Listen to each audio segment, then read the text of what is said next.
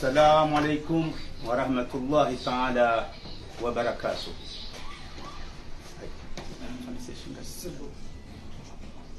Mes chers compatriotes, vous comprendrez qu'avant tout propos, j'exprime ma vive émotion et ma profonde douleur devant la grande catastrophe qui a frappé et lourdement endeuillé notre pays frère, le Maroc.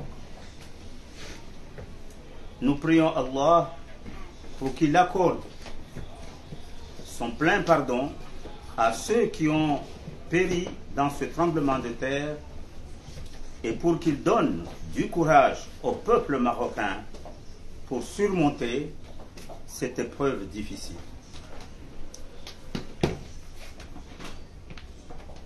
Mes chers compatriotes, il y a 7 ans, oui, 7 ans, alors qu'on le croyait définitivement faire partie de notre passé, la dictature est revenue s'installer dans notre pays et dans notre vie. Il y a exactement 5 ans que le genou de cette dictature se posait et continue de peser lourdement sur mes libertés individuelles, d'aller et venir, de m'exprimer, de communiquer, de participer à des réunions. Mais aussi, j'ai quelques instants de joie que je n'ai pas pu malheureusement partager avec vous, avec mes proches.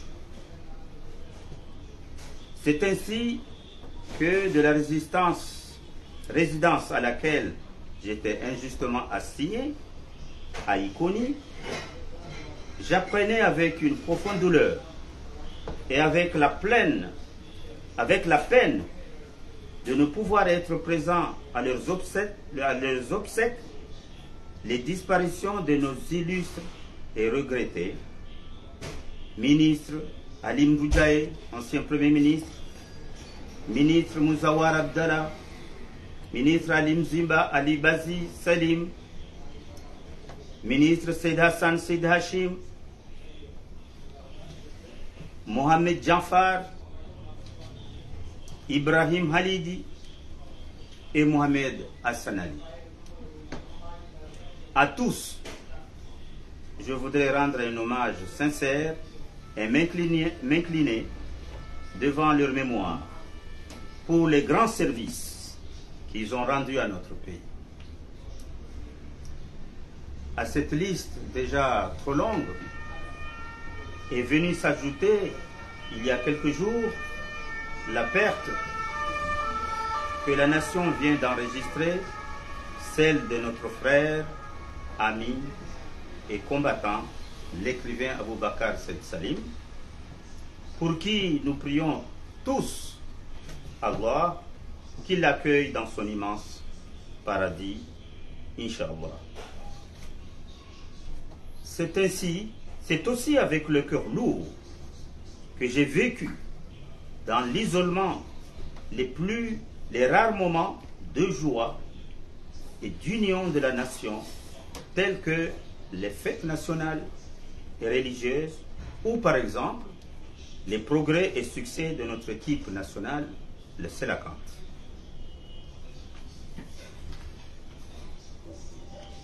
Vous comprendrez aussi également que je fasse une mention spéciale à l'émotion et à la révolte qui m'ont submergé lors des assauts brutaux perpétrés par le régime d'Azali sur la ville martyre de Mbéni, les 12 et 14 octobre de l'année dernière. Mbéni, ma ville, notre ville, à tous, subissant encore provocation sur provocation, mais résistant toujours.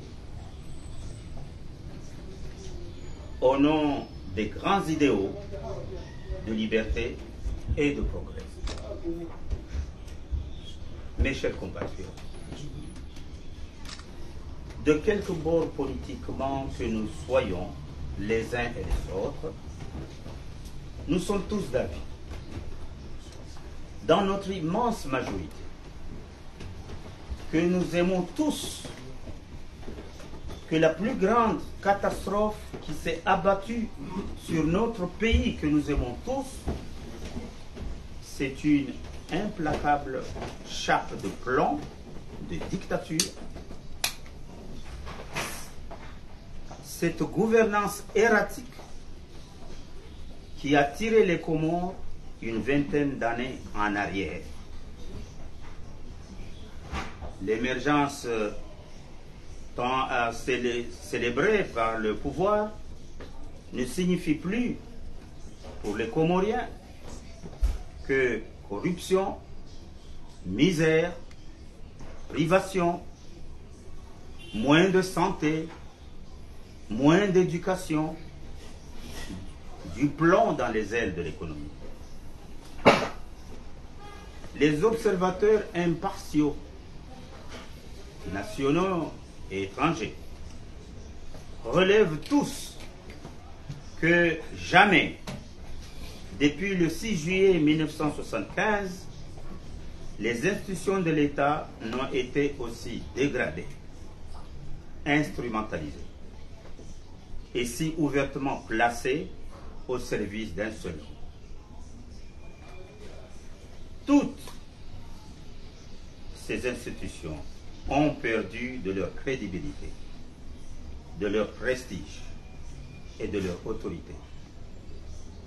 L'institution judiciaire, quant à elle,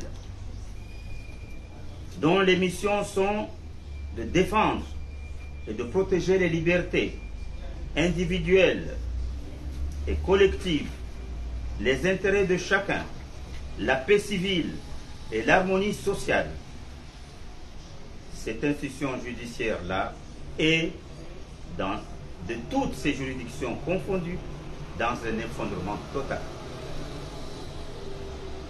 Parlant d'institution judiciaire, justement, cette occasion me permet de dire aux Comoriens et au monde entier que je récuse totalement la parodie de procès tenu à Paris, tenu à Moroni, excusez-moi, le 21 novembre 2022.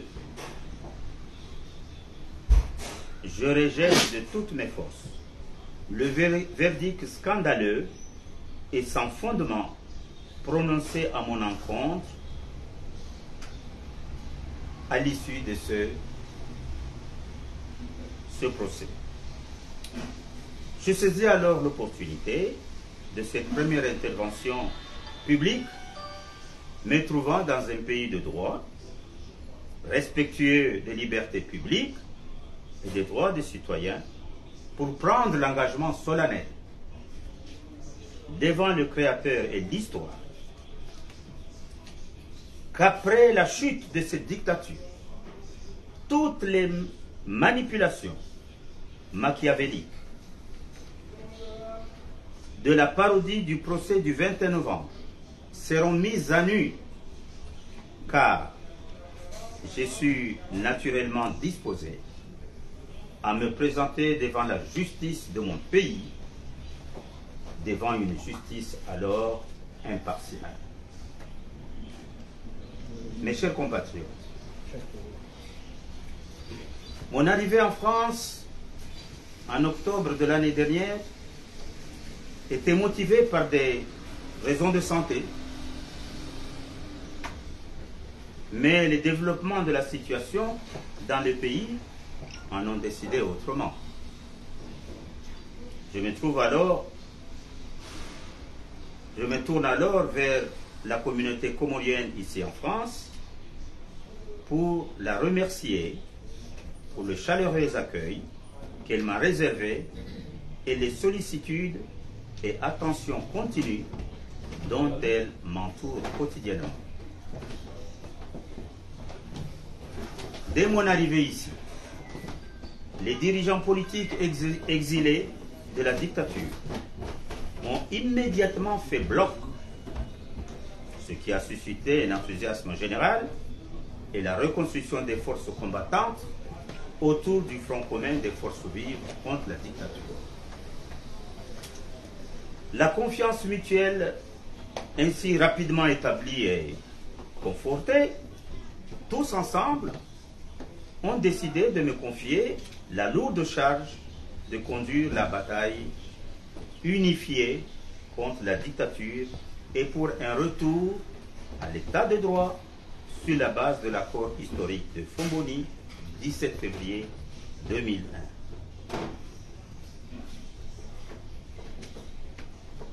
En acceptant cette charge, j'en ai mesuré la lourdeur, la responsabilité, la portée historique. Mais j'ai pleine confiance en mon peuple, en ses forces saines et combattantes, et en Allah le Tout-Puissant.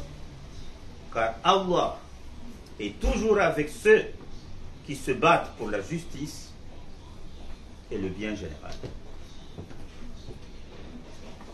Au pays, le Front commun et les forces vives et les autres forces antidictatoriales n'ont jamais démérité.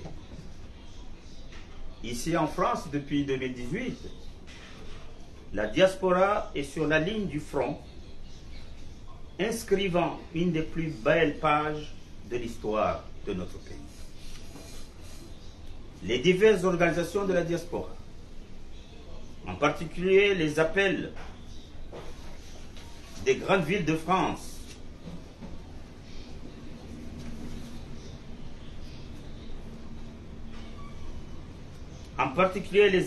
réunis aujourd'hui au sein de l'intercollectif, font l'admiration de tous dans leur patriotisme et leur engagement sans faille pour les Comores. Mes chers compatriotes, le combat pour l'état de droit engagé par les forces démocratiques depuis maintenant 7 ans est entré dans une phase complexe.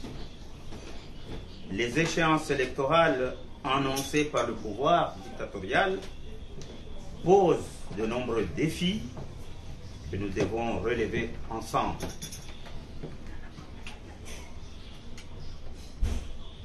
Les débats menés en ce moment au sein et en dehors des partis politiques, des groupements de partis, sont une bonne et non une mauvaise chose, à condition qu'ils le soient avec un haut niveau de responsabilité. Nous devons tous avoir en tête que les enjeux, c'est d'abord les Comores.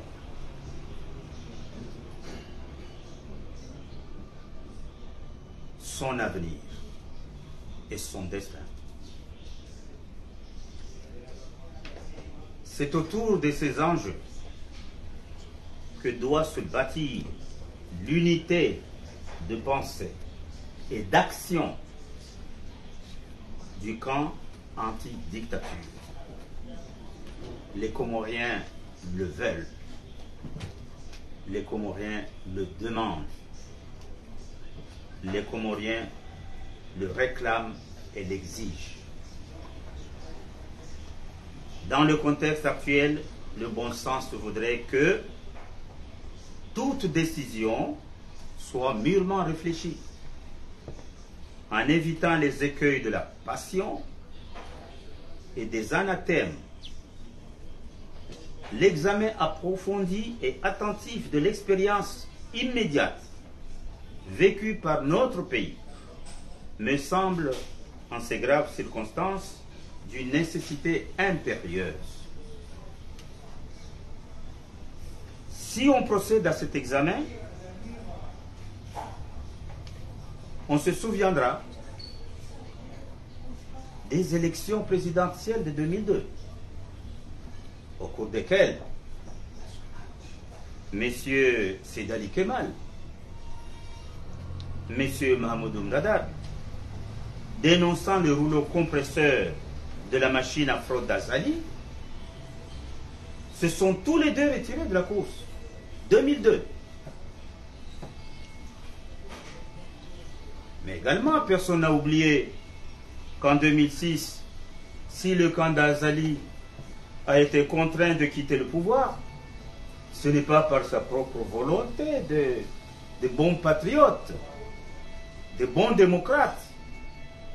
C'est grâce à l'efficacité de la force de sécurisation internationale qui, entre autres, a permis un casernement de l'armée et un contrôle du processus électoral d'amont en aval.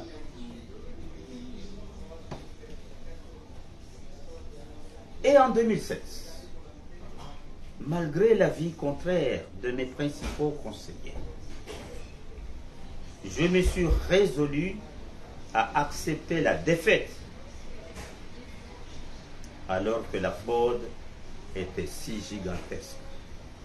En 2016, si manifeste, si éclatante, qu'elle avait abouti au total historique des suffrages exprimés de 104%.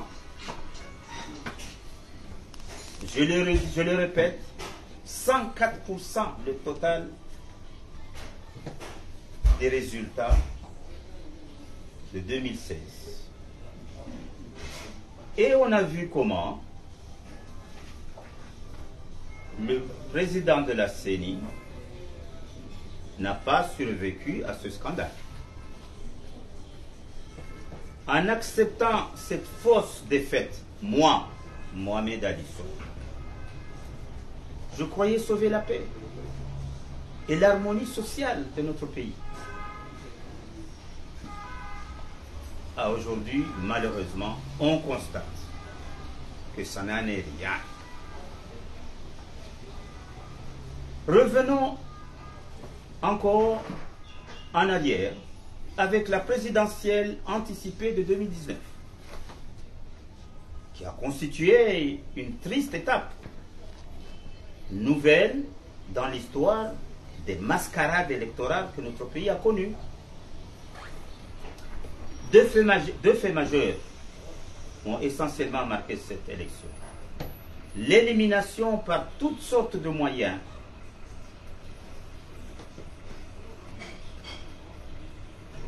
autant grotesques que mensongers de tous les candidats potentiellement en mesure de battre le dictateur et l'enlèvement par l'armée sur le mode de cambriolage des urnes dans tous les bureaux de vote à 12h, à 17h, c'est-à-dire 1 heure avant la fermeture légale des bureaux de vote. D'aucuns disent que ces urnes n'ont jamais été ouvertes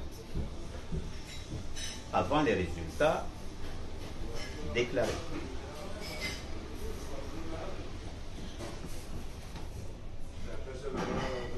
Le rappel de toutes ces expériences nous invite à poser le vrai problème à résoudre dans notre pays. Ce problème, c'est lequel? Le grand problème de l'heure n'est ni de participer aux élections, à des élections, ni de ne pas participer à des élections.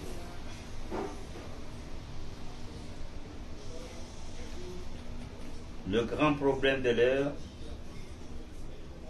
est posé et qui est à résoudre et de permettre au peuple comorien d'exercer sa souveraineté populaire à travers des élections sincères, libres, démocratique et transparente. Voilà. Ça, c'est l'essentiel. Et ça, c'est des élections dont nous avons vraiment besoin. L'adage « aide-toi et le ciel t'aidera » n'a jamais été aussi vrai que dans les circonstances où nous nous trouvons actuellement. Si nous nous armons de courage, de détermination et de confiance en nous et en notre peuple, nous réunirons notre peuple de l'intérieur et de l'extérieur du pays et nous gagnerons le soutien de la communauté internationale devant le grand objectif de la conquête d'élections justes et démocratiques. Cette exigence-là d'élections transparentes est un droit fondamental de notre peuple et va dans le courant de l'histoire. Appeler à aller à des élections dans les conditions fixées actuellement par le colonel Azali, c'est se tromper lourdement et tromper lourdement le peuple comorien, le nourrir d'illusions et le conduire vers une impasse.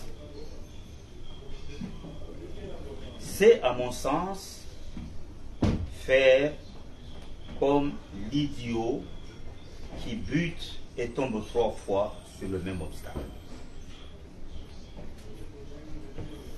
Ce serait aller à l'encontre des aspirations comoriennes, communes, de nos centaines de milliers de compatriotes qui veulent non pas des élections pour des élections, mais des élections qui leur permettent d'exprimer la volonté générale de décider du devenir qu'ils souhaitent construire ensemble.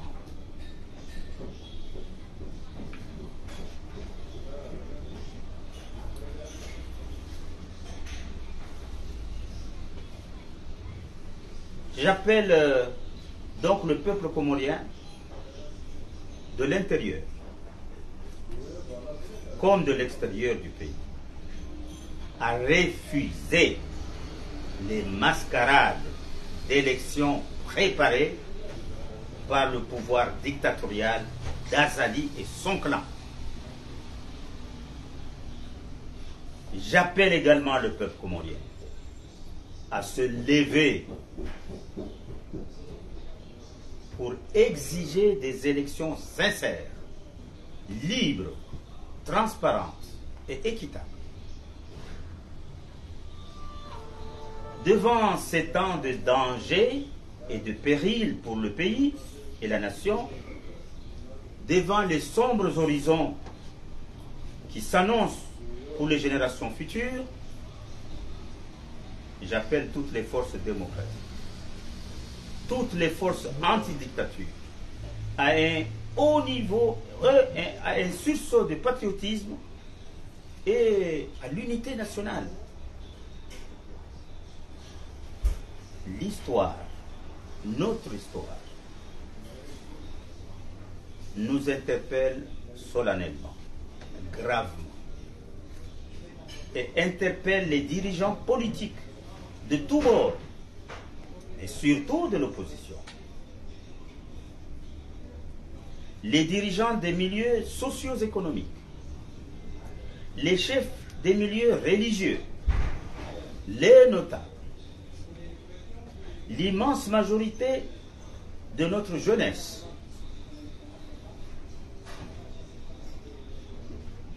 L'histoire appelle chacun et chacune de nous à assumer sa part de responsabilité. Du fond de mon cœur et en pensant aux Comores, et seulement aux Comores, je lance un appel à tous et à toutes pour que cette bataille contre le énième coup d'État électoral d'Azali soit notre bataille finale contre la dictature et pour la restauration de l'état de droit. Dans les jours qui viennent, après les concertations nécessaires, je prendrai l'initiative d'une grande envergure nationale,